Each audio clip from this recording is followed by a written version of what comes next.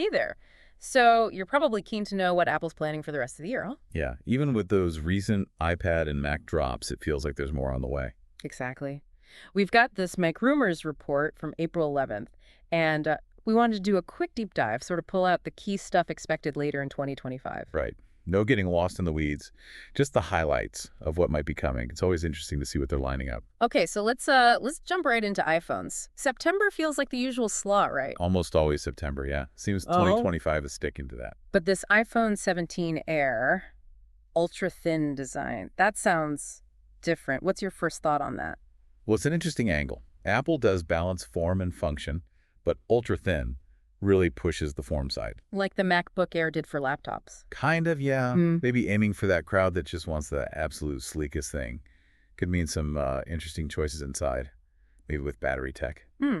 And then for the Pro Max iPhone 17, a new rear camera design is mentioned. What does a redesign usually hint at? Typically, a new look for the cameras means bigger sensors, maybe different lenses.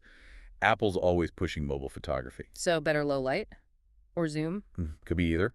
Yeah. Or both. Maybe even something new entirely. Huh. Definitely one for the photo buffs to watch. Okay, moving on. Let's talk wearables.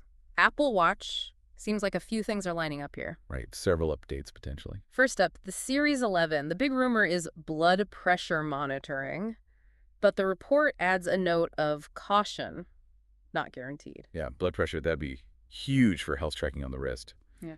But getting it accurate on a watch, that's tough. So the fact it's being talked about means they're working on it. Probably actively exploring it, yes. Mm. But that not guaranteed part is important. Big technical hurdle. We might also see a watchOS redesign mentioned. Okay. And for the adventures, the Apple Watch Ultra 3, we didn't get one last year, so. Exactly. Skipping a year often means they're planning something more substantial. Maybe better battery, tougher build, maybe new sensors for specific outdoor stuff. Specializing it even more, perhaps. Could be. Really leaning into that high-end, extreme user market. And even the budget-friendlier Apple Watch SE might get an update. There was talk of a plastic casing, but maybe not. Yeah, the SE is crucial for getting more people in. Plastic would lower the cost. But maybe cheapens the feel. Possibly. If they scrapped that idea, it might mean they're trying to keep that premium feel even at the SE level. An update makes sense, though. Keeps it competitive. Right.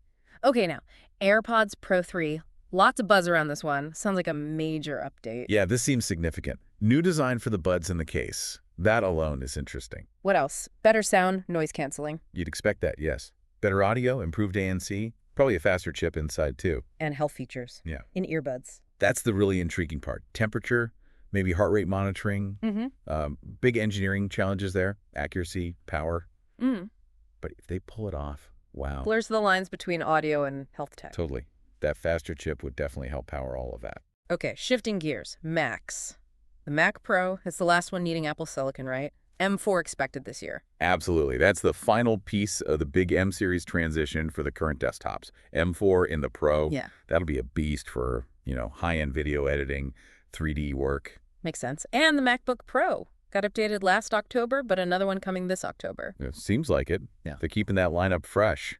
No major redesign expected, apparently. But a faster chip. M5. Yeah, the M5. So more speed, probably better power efficiency again. Always good for the Pro users. Even without a new look, performance keeps ticking up. Okay, let's head to the living room. Apple TV 4K. It's been a little while. It has, yeah. Due for a refresh. And the rumor is a faster processor, potentially supporting Apple Intelligence and, get this, console-quality games. Now that would be a shift. Console-quality games on Apple TV need serious graphics power. Changes its whole purpose almost. It really could.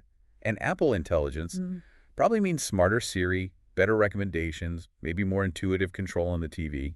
Makes you wonder about controllers, too. Good point.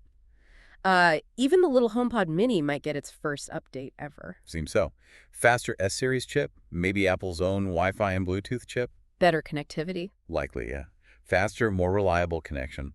And new colors are mentioned, too. Simple stuff, but keeps it fresh. Shows they're still invested in the smart speaker space.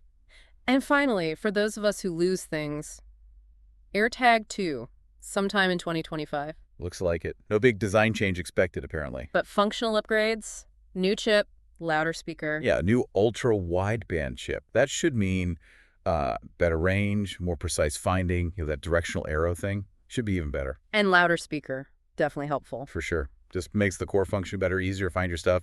Practical tweaks. Okay, last thing, software. WWDC is in June, right? So we'll see the previews then. Yep. iOS 19, iPadOS 19, macOS 16, tvOS 19, watchOS 12, and visionOS 3, the whole suite. And the best part for current users, these usually land in September. Free update. No new hardware needed. Exactly. That's huge value. New features, better performance, security. Yeah. Keeps the devices feeling current. Given the AI buzz everywhere, maybe more on-device AI in iOS 19? Could be. More personalization, maybe? Potentially, yeah. Always interesting to see their software direction. So wrapping this up, it really looks like a packed rest of 2025 for Apple.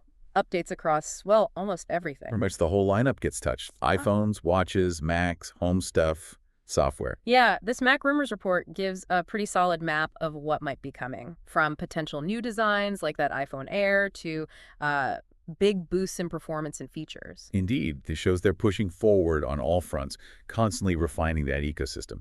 So here's a thought to leave you with, looking at all this. Which of these potential updates, if they happen, would actually make the biggest difference for you? And maybe stepping back, what does this flurry of activity suggest about Apple's big picture strategy for, keeping everything connected in 2025 and heading into next year? Definitely shaping up to be an interesting time if you follow Apple.